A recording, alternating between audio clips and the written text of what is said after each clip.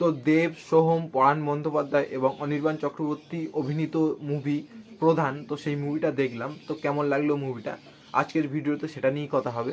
তার আগে চ্যানেলটিকে সাবস্ক্রাইব করবেন এবং ভিডিওটা লাইক শেয়ার করবেন।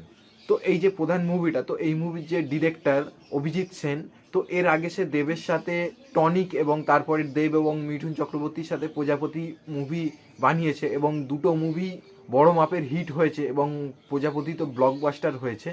তো এই যে টনিক মুভিটা আমার কিন্তু একটা ঠিকঠাক অ্যাভারেজ একটা মুভি লেগেছিল, প্রজাপতি মুভিটা কিন্তু আমার বেশ ভালো লেগেছিল।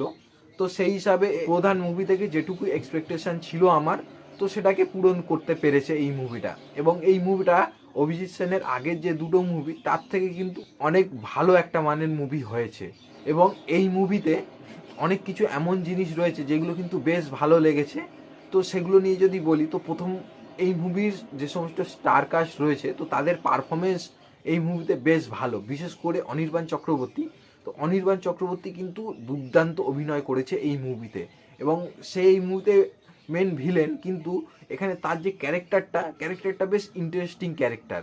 মানে সে কমেডি করে, তার এমন সব কার্যকলাপ, তার এমন কথাবার্তা, তো সেগুলো শুনে আপনার অটোমেটিক হাসি পাবে। কিন্তু আবার এমন সময় রয়েছে যেখানে তার কার্যকলাপ দেখে আপনার তার প্রতি রাগও হবে। তো এই রকম ধরনের একটা ক্যারেক্টার এবং সেটাকে অনির্বাণ চক্রবর্তী বেশ ভালোভাবে একটা প্রেজেন্ট করেছে। এবং পরাণ বন্দ্যোপাধ্যায় সে এমনি দুর্দান্ত একজন অভিনেতা, এখানে তারও পারফরমেন্স কিন্তু বেশ ভালো। এবং দেব এই মুভির যে লিড, তো দেবের কাজও কিন্তু অন্য মুভির তুলনায় এখানে তার কাজও কিন্তু বেশ ভালো, বিশেষ করে ইমোশনাল যে পোর্শনগুলো রয়েছে সেখানে কিন্তু দেব বেশ ভালো পারফরমেন্স দিয়েছে। এবং সোহম, তাকে এখানে ঠিকঠাক লেগেছে, তার পারফরমেন্স আমার খুব আহামরি তেমন কিছু লাগেনি। এবং সৌমিত্রিষা, তো তারও কাজ ঠিকঠাক লেগেছে। এবং বাকি আরও যেসব সাপোর্টিং কাস্ট রয়েছে তাদের পারফরমেন্সও বেশ ভালো। এবং এই মুভির যে প্লটটা সেটা কিন্তু বেশ ইন্টারেস্টিং।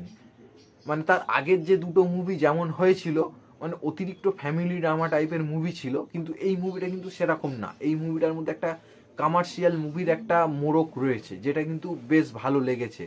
এবং অভিজিৎ সেন তার আগের মুভিগুলোর থেকে এই মুভিটা অনেকটা বেশি গ্র্যান্ডিওরভাবে বানিয়েছে এবং এই মুভিটার কিছু কিছু পোর্শন সেই জিনিসগুলোকে ফিল করায় এবং সেটা বেশ ভালো লাগে।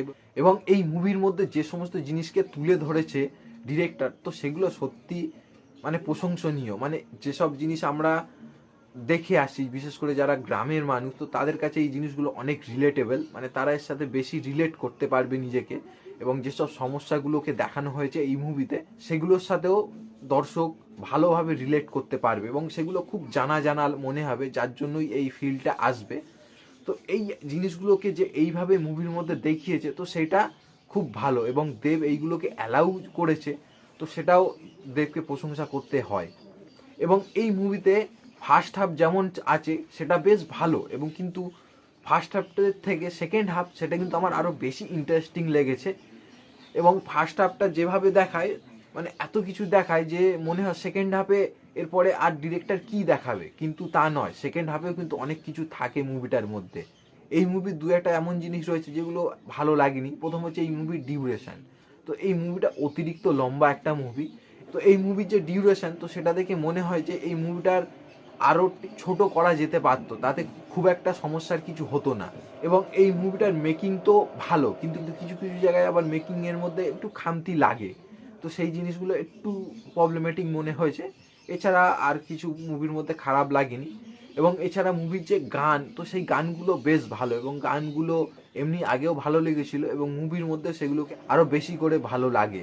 তো ফ্যামিলি অডিয়েন্সের জন্য প্রধান মুভিটা একটা দারুণ একটা ওয়াচেবল মুভি। এবং যারা একটু মশালা মুভি বা কমার্শিয়াল মুভি দেখতে পছন্দ করে তাদের ক্ষেত্রেও এই মুভিটা কিন্তু বেশ ভালো লাগবে। তো অভিজিৎ সেন তার আগের মুভির থেকেও এই মুভিটা আরও বেশি ভালো মানের মুভিটা বানিয়েছে।